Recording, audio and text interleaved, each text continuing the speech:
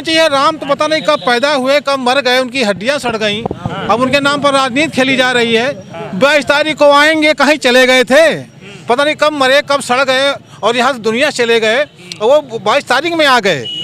जाता जो है वो जिंदा होता है, जो आता है वो जिंदा होता है। वो तो मर चुके, खत्म हो चुके। अब राजनीति से होटल से पैक होके यानी गरीब की थाली में रखा जाता है। ठीक है, 64 साल की उम्र है, गाड़ी चलाओ जो मरे यही था। अब रिटायर हुई गए समझो। और मोदी बाबा 85 साल की उम्र नहीं रिटायर भी है। जो 50,000 पा रहा है वो मोदी कह रहा है। सिर्फ खुश वो हैं जिन्हें सिर्फ मंदिर से मतलब है, जिन्हें सिर्फ मस्जिद से मतलब है, जिन्हें सिर्फ खाने के लिए, पेट के लिए खाना चाहिए बस। आदित्यनाथ मोदी योगी जी ने, इन्होंने हनुमान जी को दलित बना दिया। तो मंदिर हमको खाना देगा? इन्होंने कहा था 15 लाख रुपए आएंगे खाते पर किसी के पास। आप 15 लाख रुपए में पैसा आया? इन्होंने कहा हम रोजगार देंगे, महिला बिल लाएंगे। भाई आपको मंदिर चाहिए, या तो आप मंदिर ले लो, या तो आप मंदिर ले लो, या तो रोजगार देंगे। 2000 करोड़ नौकरियां देंगे। ये सब पूरा देश बेच रहे हैं, प्राइवेटाइजेशन कर रहे हैं। हमारे 4 बच्चे सब क्वालिफाइड घूम रहे हैं और ये प्राइवेटाइजेशन कर रहे हैं। सारी संस्थाएं पढ़ाई लिखाई की बंद कर दें, स्कूल कॉलेज ये बंद कर दें। और मोदी को कहिएगा कि मोदी ये राजनीति करना बंद कर दो। जो राम के नाम पर वोट आपको नहीं मिलेगी। आपका वोट अगर मिलेगी तो राजनीति के ऊपर नहीं मिलेगी, वोट की राजनीति पर आपको वोट मिलेगी। ये सब बात आप समझ रहे हैं, ये सब बात जनता समझ रही है जिसको 5 किलो राशन मिलता है। तो उन्होंने कहा था रोजगार देंगे, नौकरी देंगे, और लाइन लगा दिया। 5 किलो राशन पर भिखारी बना दिया, रहने के लिए घर दे दिया। जिसके पास कुछ नहीं था उसको अगर 5 किलो राशन दिया, क्या गलत है? वो गलत नहीं हो तो आदमी फिर भी कमा लेता। अगर कोई क्वालिफाइड है, शिक्षित है, उसको नौकरी देते, उसको रोजगार देते, उस न जाने कितना कई क्विंटलों को अनाज खरीद लेता। बच्चे उसके लाइन से लग जाते, वो कमाते, उनका फ्यूचर बनता, उनके बच्चे भी फ्यूचर बनते। तो तुमने नौकरी का वादा किया, तुमने शिक्षा का वादा किया, तुमने 15 लाख रुपए का वादा किया, काला धन लाने का वादा किया, और मालिया वगैरह का पैसा ले लेकर भागे जा रहे हैं। कब जा रहे हैं, कितना पैसा लिए जा रहे हैं, ये बात गलत है। राम मंदिर का जो प्राण प्रतिष्ठा हुआ, क्या आप मानते हैं कि ये राजनीतिक कार्यक्रम था? मेरे भैया, ये राजनीति है, ये खुली राजनीति है। हिंदू मुस्लिम को बांटने का काम है, डिवाइड करने का काम है। और वहाँ प्राण प्रतिष्ठा के लिए सदियों से जितने नाम क्या है आपका? मेरा नाम बालक राम गौतम है, मैं बंकी में रहता हूँ। ठीक है ना? तो इनको चाहिए था कि सबको रोजगार देते, नौकरी देते। ये मंदिर प्रतिष्ठा का काम ये साधु संतों का है, ये किसी राजनेता का नहीं है।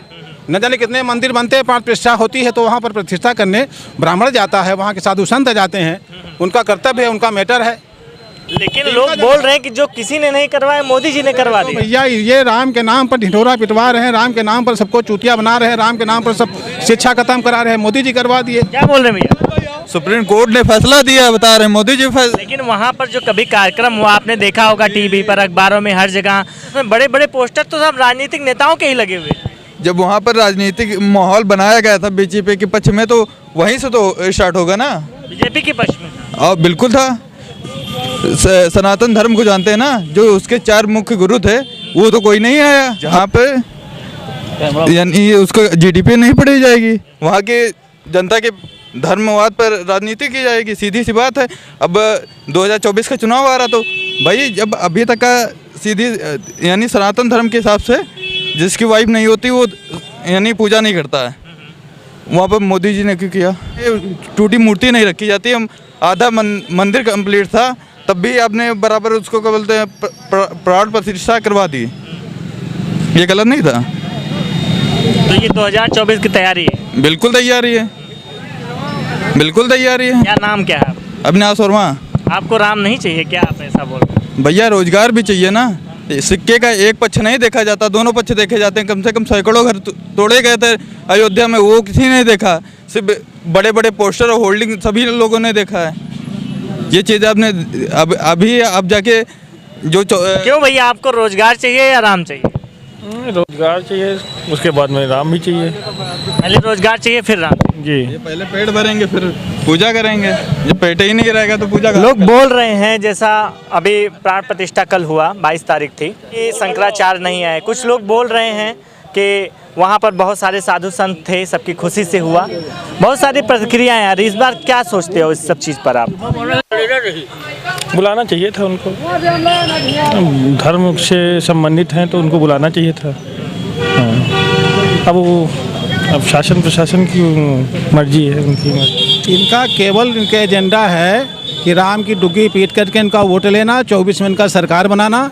जो काम प्राण प्रतिष्ठा का जो ब्राह्मणों का था, जो साधु संतों का था, जो चार उसमें वो मठाधीश थे, उनको नहीं बुलाया गया। तो ये सीधे सीधे इनका जो सारा श्रेय और सारा काम, सारी नौटंकी इनके वोट के लिए जाती है। इनको सरकार बनाना है और राम के नाम पर डुग्गी पीटना है और राम के नाम पर उत्साह पैदा करना है। राम तो एक आस्था की चीज़ है, राम तो एक पूजा की चीज़ है, राम तो एक ये सारी चीज़, लेकिन जो जनता है वो यही चीज़ तो समझ रही है कि राम मंदिर बनवा दिया, कोई नहीं बनवाया, इन्होंने बनवा दिया, सरकार फिर हम बनाएंगे। चलिए, उसके लिए एहसान है सर, आपने बनवा दिया। आपने वादा किया कि रामलला हम आएंगे, मंदिर वहीं बनाएंगे। चलिए, आपका एक काम जो वादा किए थे बहुत पहले, वो आपका वादा पूरा हो गया। अब जो तमाम वादे आप किए थे, नौकरी के लेकर, शिक्षा के लेकर, संविधान को लेकर, ये काला धन लाएंगे और हम 15 लाख रुपया उसमें आएगा, बैलेंस पे आएगा। इनसे पूछा जाए, कोई आतंकवाद अभी तक कोई काम इन्होंने किया? कोई ठोस काम शिक्षा पर किया? शिक्षा दुगनी हो रही है, प्राइवेटेशन हो रहा है, प्राइवेट, उसकी पढ़ाई हर आदमी नहीं पढ़ा पाएगा। और वहाँ खिचड़ी पकाई बनाई जा रही, क्यों? देखिए, बनाया जा रहा। पंचायत स्तर से लेकर के अगर देखा जाए तो आवास दे रहे हैं गरीबों के लिए, आयुष्मान कार्ड है, आपको बीमारी होगी आप आयुष्मान कार्ड में लेके जाओ, आपको दवाई सस्ता मिलेगा। अच्छा, नौकरी के नाम पर भैया एक नौकरी क्यों नहीं निकालने हैं? ये इन्होंने कहा था 2000 करोड़ नौकरियां हम देंगे हर माँ बाप। अरे तो आप नौकरी ना करो ना, सरकार बोलती है आप रोजगार करो, आप रोजगार करो, चाय बेचो। इनको बंद कर देना चाहिए। जो शिक्षण संस्थानें हैं, जो डिग्री कॉलेज हैं, जो तमाम तैयारी की जो चीज़ें हैं, जो पात्रता की जो तमाम ऐसी चीज़ें, सरकार तो आत्मनिर्भर भी बना रही है ना। जो आदमी सुबह शाम काम कर रहा है उससे पूछो कि घर चलाना कितना मुश्किल हो रहा है। ठीक है, इतनी महंगाई में अभी 1100 का सिलेंडर मिल रहा है, 100 रुपये पेट्रोल ऊपर चला हुआ रहा है। ठीक है, जो खाने पीने की चीज़ें जितनी महंगी हुई रहा है वो सब अब कुछ ना दिखिए। सरकार मतलब चुनाव के 6 महीने बचे हैं, सस्ती कर दो। और यूँ राम के नाम पर राम मंदिर ठीक है सब कुछ, लेकिन आरएसएस बीजेपी मिलकर एक बहुत बड़ा मुद्दा बनाई, बहुत पैसा खर्चा करीन। ठीक है, और कौन पैसा खर्चा किया? आरएसएस बीजेपी खर्चा की, लोग बोल रहे हैं तो चंदा आया है 5500 करोड़ 6000 करोड़ रुपए चंदा। ये सब जो खर्चा हो रहा है इधर उधर, ये चमक दमक, ये किसका पैसा है? हमारी जेब से निकला हुआ पैसा है। ठीक है, और हम आप समझ भी तो नहीं रहे हो ना इस चीज को। बिल्कुल समझ रहे हैं भाई। हम नौजवान युवक देखो हैं, 1 साल की नौकरी, प्राइवेट नौकरी 8000 की नौकरी कर रहे हैं। बताओ कहाँ की हैं? कितना पढ़ाई की? डिप्लोमा मैकेनिकल इंजीनियरिंग और बीटेक भी कर रहे हैं, कंप्लीट हो जाइए। ठीक है, मेन पॉइंट यू अभी इतने और कोरोना में क्या हाल हुआ, या फिर नोटबंदी ही है, राजनीति का एक फंडा है, पैर तोड़ दो बैसाखी दे दो, यूँ मेन मुद्दा है। ये सब जो चीज था वो सब राजनीति थी। राजनीति का यही, अगर राज करना है तो छोटे आदमी का शुरुआत में, जैसे छोटा कोई बच्चा है ऊपर अगर राज करना है, जैसे छोटी जाति के लोगों के ऊपर, तो उनका शुरुआत में ऐसा कुछ बहला फुसला को पढ़ाई ना करे दिया जाए। लेकिन जब बड़ा हुआ उनका काम चाहिए तो का काम दिया हुआ? सफाई का। ठीक है, सफाई का। तो इसका मतलब हम लोग नीचे नहीं हुए और लोग अपना राज करिए हमारे ऊपर। और बिल्कुल हम लोग SC ST या फिर छोटी वाले ये लोग समझ ही नहीं रहे। 90% है, हम लोग कभी राज नहीं कर पाए, वही लोग राज कर रहे हैं। पहले ऐसा था, लेकिन आज तो आपको हक मिल गया ना। आप मंदिर में जाओ, सबके घर में देखो शेड्यूल कास्ट OBC है, सबके घर में नेता लोग खाना खा रहे हैं उनकी थाली में बैठ करके। और क्या चाहिए आपको? यही तो चाहिए था। मंदिर में वहाँ पक्षपात होगा, ये बात पैक होके खाना आता है, कैमरे के सामने लेके खाना नहीं जाता है, पीछे से होटल से पैक होके यानी गरीब की थाली में रखा जाता है। ठीक है, थाली भी VIP आती है नीचे से, बस कैमरा लेके वहाँ शूटिंग नहीं होती जब वहाँ बराबर खाना बनाया जाता है। रसोई में जहाँ पर खाना बने वहाँ का भी वीडियो लिया जाए ना, वहाँ का वीडियो क्यों नहीं आता है? तो दलित के घर जो खाना खा रहे हैं वो खाना पैक करके आता है, बाहर से होटलों से आता है भाई। बैक डोर का एक लिए होता है, बैक डोर से खाना आता है, परोस दिया गया, काम खत्म है। सामने से बैठ के फोटो खिंचा ले, चाट होते में हो गए, राजनीति अपनी सीधी हो गई। OBC नेताजी हमारे यहाँ खाना खा लिए, नेताजी हमारे यहाँ खाना खा लिए। अब 4 लोगों को ये थोड़ी ना पता है कि हाँ खाना। बाराबंकी सुरक्षित सीट है, यहाँ से हमेशा SC वर्ग ही सांसद होता है। माहौल क्या है इस बार यहाँ पर बाराबंकी में? क्या कुछ बदलाव हो सकता है? भारतीय जनता पार्टी रिपीट करेगी? बदलाव भी हो सकता है, बिल्कुल हो सकता है। कैसे बदलाव करोगे आप? किस बात पर बदलाव करोगे? लोगों को हर चीज़ तो सरकार दे रही है ना, तो फिर लोग क्यों जाएंगे दूसरे के पास? कहाँ दे रही? ना शिक्षा दे रही, ना रोजगार दे रही है, ना चिकित्सा दे रही है। हम सबका मारे डालते हैं भैया, मर गया। काहे ऐसा काहे बोल रहे हैं आप? डॉक्टर वहाँ जाओ तो दवाई नहीं देते, कहा दे जो बहरे खरीद लो, या स्मार्ट कार्ड दिखाओ या मोदी बाबा फोटो दिखाओ। अरे आपके यहाँ एमपी जो है मेंबर ऑफ पार्लियामेंट, वो भारतीय जनता पार्टी से हैं। आप लोग खुल करके बोलो ना, सरकार भी तो भैया साथ देते मेरे बाप 64 साल की उम्र है, गाड़ी चलाओ जो मरे यही थे। साबुत तनख्वाह नहीं मिलता। क्या करते हैं? हम डिलीवरी करी थे भैया, प्राइवेट गाड़ी यार। हाँ अंदर टिकट चलाई थे, अब रिटायर हुई गए समझो। और मोदी बाबा 85 साल की उम्र नहीं रिटायर भी है। हम 64 साल के लेसन दिखाई दिए पर, और गरीब सब मर रहा है भैया। अब कहाँ कहीं खुश भी तो है, वो बोल रहा है मंदिर बनवा दिए चाहे महंगाई हो। ठीक है, या मंदिर बनवाओ या मस्जिद बनवाओ, कोनो हमारे वहाँ दुश्मन ना हो ना कोई हो। अपन देश का बहुत अच्छे तरीके से चलावा जाता है। हिंदू मुसलमान एक के तरफ से या एक के तरफ जी हैं। जात बात ना कभी नहीं करो, सब कंधा जोड़ कर रहो, कोई रोजगार दो। लेकिन जो राम मंदिर बना, पूरे देश में राम राम है, हर जगह भगवामय हो गया है। सड़कों पर आप देख रहे हो जगह पोस्टर्स हैं भगवा कलर का। इस बीच आप बोल रहे हैं कि समानता होनी चाहिए। हम बता दें, पहले गरीब का देखो, वह फोटो लगाओगे, हम 5 से लगवाई थी और हमारा फोटो देखे में नहीं। जो वहाँ पर मंदिर बना, अरे ठीक बना, जब मंदिर बने जब मस्जिद बने, ईश्वर एक हैं। कम से कम गरीब का ख्याल। लोग तो खुश है ना, वो तो बोल रहे हैं कि हमारा मंदिर बन गया, मस्जिद टूट गया। भैया वो संपत्ति हो, वही चिल्लाइए वो चिमचा लोग हों, गरीब कभी नहीं खुश है। वही आदमी खुश है जो अच्छी नौकरी कर रहा है, पैसे कमा रहा है, या फिर ठाकुर पंडित जैसे आदमी।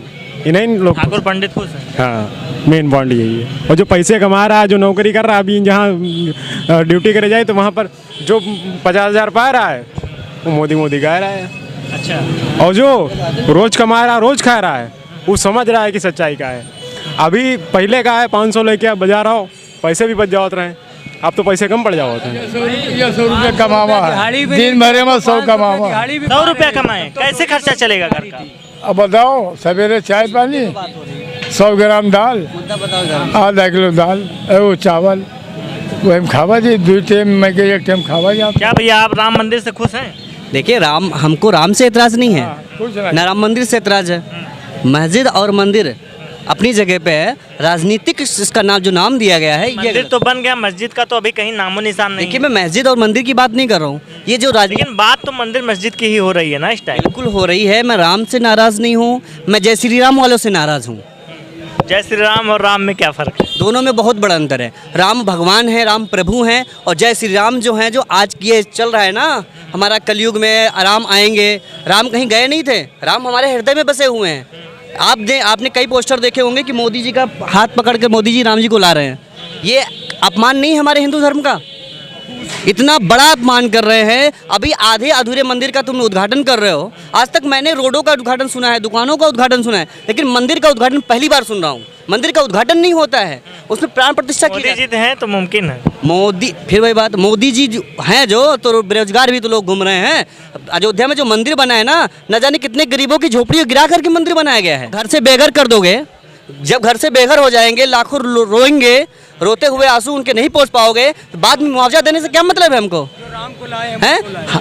राम को कोई लाने वाला है, राम प्रभु हैं। भगवान को कोई ला सकता है, भगवान हमको लेकर आए हैं, ना कि हम उनको लेकर आएंगे। सच्चाई हकीकत ये है। और सच्चाई ये भी सुन लीजिए कि आज का जो युवा है, कितना भी शिक्षित वर्ग का जो युवा है, वो नौकरी के लिए दर दर भटक रहा है। ये 130-140 करोड़ की जनसंख्या है इस देश में, सबको नौकरी तो दिया नहीं जा सकता है। कुछ लोग को सरकारी नौकरियां दे रही हैं, कुछ लोग प्राइवेट करें, और जो प्राइवेट भी नहीं कर पाएंगे वो अपना जाए सब्जी लगाएं, फल लगाएं, पकौड़ा बेचे, तेल कुछ बेचे ना। मैं एक क्वेश्चन आपसे पूछूं, ये बात हमारी नोट कर लीजिए या फिर आप टीवी पे दिखा दीजिएगा। मैं इस भाजपा सरकार से सिर्फ इतना पूछना चाहता हूँ कि इन 7 सालों में जब से आई है, कितनी वैकेंसियाँ दिया हैं, कितने हॉस्पिटल बनवाए हैं, कितने रोड बनवाए हैं, कितने स्कूल बनवाए हैं। आप कहते हैं राम भजने से बीमारी दूर हो जाएगी। अगर ऐसा होने लगे तो अस्पताल बंद करवा दीजिए। मैं मंदिर जाऊं, मैं डेली मंदिर जाऊंगा, सुबह शाम मंदिर में ही पड़ा रहूंगा, मुझे खाना दे दें, भोजन मिल जाए, मुझे पेट नहीं रहेगा, क्या करोगे आप? और अगर आम जनता परेशान है तो मंदिर से कोई लाभ होने वाला नहीं है। राम मंदिर बन गया, मैं बहुत खुश हूँ, एक मुद्दा खत्म हो। आपने सुना होगा कि मंदिर में वैकेंसी आई थी परमानेंट भर्ती के लिए। जो हमारा युवा है अग्निवीर भर्ती जो चालू किया है इन्होंने 4 साल के लिए किया, उसके बाद खत्म कर दिया है। लेकिन मंदिर में जो भर्ती की है वो परमानेंट 40,000 रुपये महीने मिलने वाली है। तो ये बताओ जरूरी किसकी है? पुजारियों की जरूरत है, वो तो दान पेटी ला के बैठते हैं। इस देश को युवाओं की जरूरत है, उन युवाओं की जरूरत है जो बॉर्डर पे एक रक्षा करते हैं, हमारे देश की रक्षा करते हैं। उनके लिए तुम 4 साल की भर्ती निकालते हो, और जो मंदिर में बैठ के दान पेटी करते हैं उनके लिए तुम परमानेंट भर्ती निकालते हो। ये तुम्हारे लिए जरूरत है?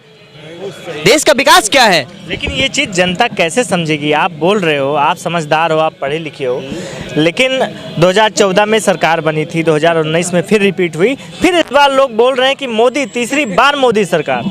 देखिए, तीसरी बार मोदी सरकार, ये अंधभक्ति का जो चश्मा चढ़ा हुआ है ना, जो हिंदू और मुस्लिम इनके पास 5 मुद्दे हैं, छठा मुद्दा वजह क्या है? ये अंधभक्ति का चश्मा कैसे चढ़ा, क्यों, वजह क्या है? मैं आपको बता रहा हूँ। इनके पास 5 मुद्दे के अलावा छठा मुद्दा आप दिखाइए। हिंदू मुस्लिम, मंदिर मस्जिद, भारत पाकिस्तान। अगर छठा मुद्दा इनके पास हो तो बताइएगा। ये कभी भी आज तक तुमने सुना होगा, इतने दिन भाषण देते भाइयों बहनों, कभी भी आपने सुना होगा कि बेरोजगारों पे बोले हैं? लेकिन फिर भी जनता तो खुश है ना, ज़्यादा से ज़्यादा आबादी जहाँ की खुश है वही चीज़ मान लेना चाहिए। देखिए, मानने और ना मानने की बात, कौन खुश है ये बताइए। सिर्फ खुश वो हैं जिन्हें सिर्फ मंदिर से मतलब है, जिन्हें सिर्फ मस्जिद से मतलब है, जिन्हें सिर्फ खाने के लिए, पेट के लिए खाना चाहिए बस। बाकी हमारा लड़का क्या कर रहा है, हमारा भाई कैसे रहेगा, हमारा क्या कर, इसके लिए उसके भविष्य की चिंता करनी चाहिए। हम जैसे युवा हैं, अगर आज हम बोलेंगे नहीं तो हमारे आने वाली पीढ़ी गूंगी कहलाएगी। भाई अपनी आवाज़ हमको उठाना है, ना कि उनको उठाना है जो केवल खाने के लिए जीते हैं।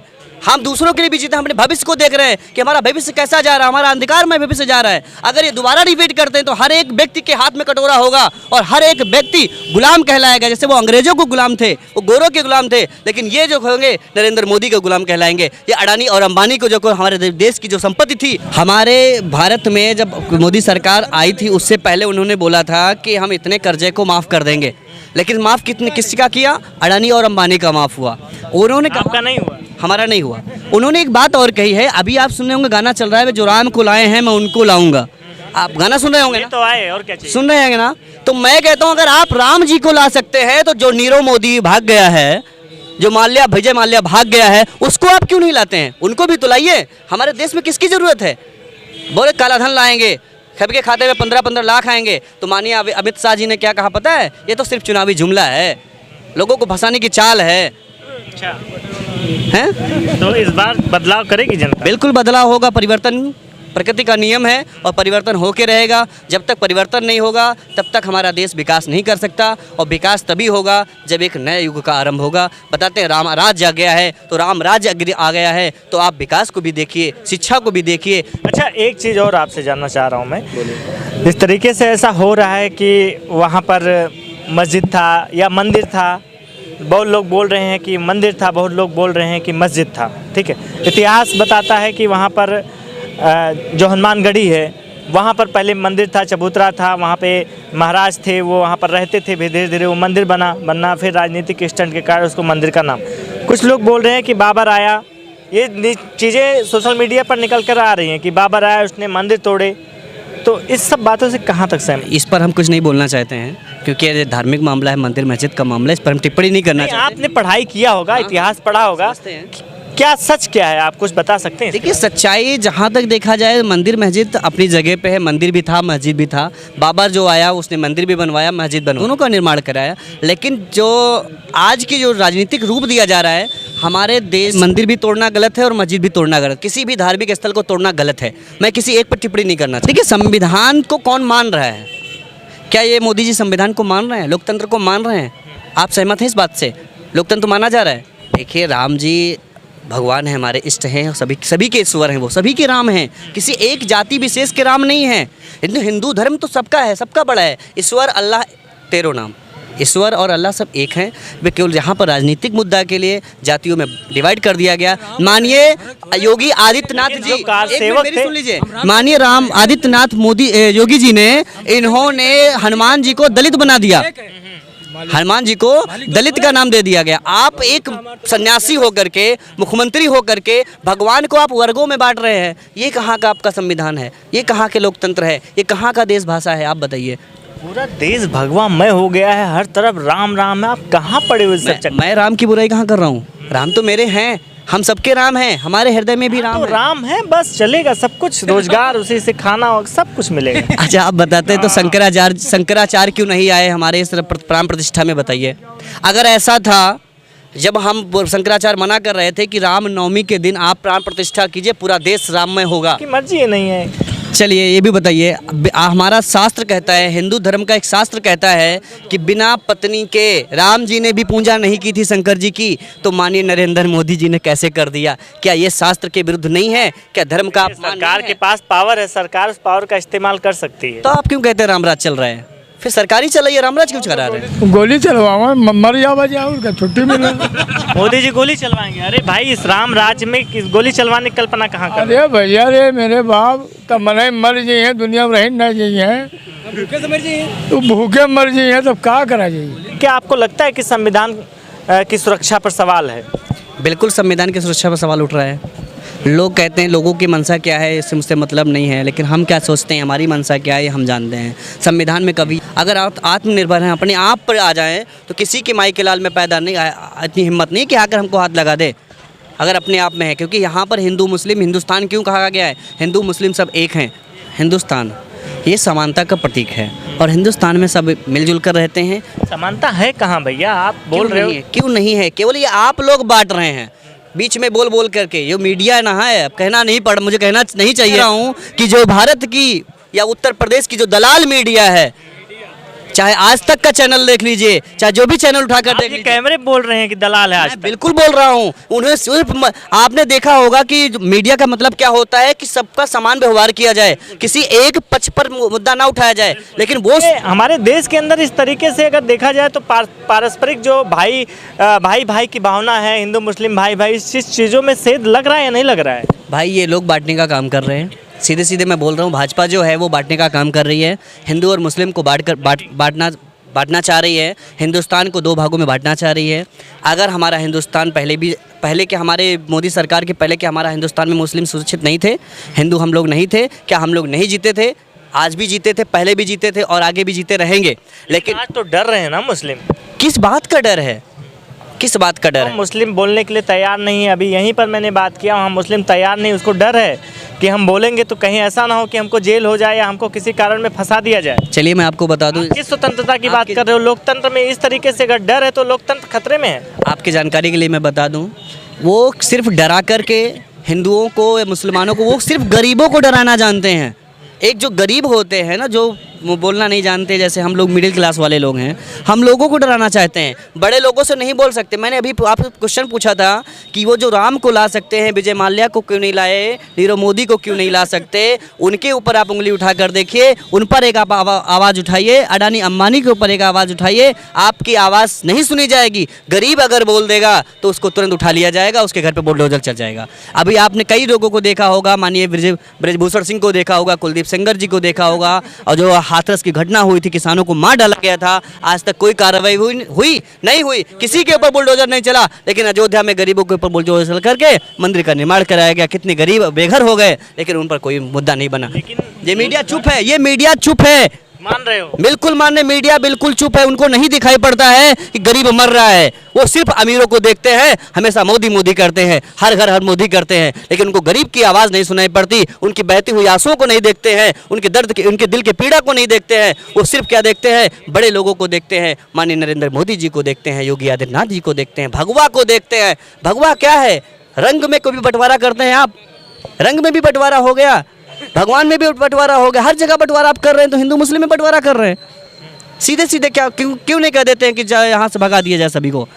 राज करो अमीरों जैसे, अंग्रेज जैसे राज करो, छोड़ दो सब। कहीं ना कहीं आपको लगता है ना कि जिस तरीके से एक राजनीतिक प्रोग्राम अयोध्या में बनाया गया, वो विशेष के ऊपर एक तमाचा मारने का काम किया गया? ये 2024 का चुनाव है, बाकी कुछ नहीं है। मैं आगे कुछ नहीं कहना चाहता हूँ। जो चुनाव आने वाला है 2024 का लोकसभा वाला, बस इसी का मेन मतलब यही था कि राम मंदिर की प्राण प्रतिष्ठा करके ये भी प्रतिष्ठा जो पूरी मंदिर बनने के बाद भी हो सकता था, इसे चुनावी रूप दे करके 2024 में चुनाव आने से पहले इसको करा दिया गया, क्योंकि हिंदू और मुस्लिम में बंटवारा हो जाए और हम फिर से दोबारा सरकार बना सकें। मैं फिर आपसे बता रहा हूँ कि इस देश में अभी भी भारतीय संविधान के द्वारा जो समानता और समता का अधिकार लोगों को प्राप्त है, ज़मीन पर अगर हम जाकर के बात कर रहे हैं तो धीरे धीरे समझ रही है, धीरे धीरे बोल रही है। उसको ये मालूम चल रहा है कि कहीं ना कहीं 2024 की राजनीति के लिए एक बड़ा सा स्टंट था। जब कभी भी देश के साधु सन्यासी मंदिर छोड़ करके संसद में अपनी जगह ढूंढने लगे तो ये पक्का हो जाता है कि मंदिर में अब कुछ नहीं है, सब कुछ संसद में मिलता है। हमारे चैनल को सब्सक्राइब भी करिए और लोगों को शेयर भी किया करिए ताकि जो समाज में एक नई जागरूकता आए और लोगों को एक नई दिशा दी जा सके। और देखते रहिए मेरी पड़ताल।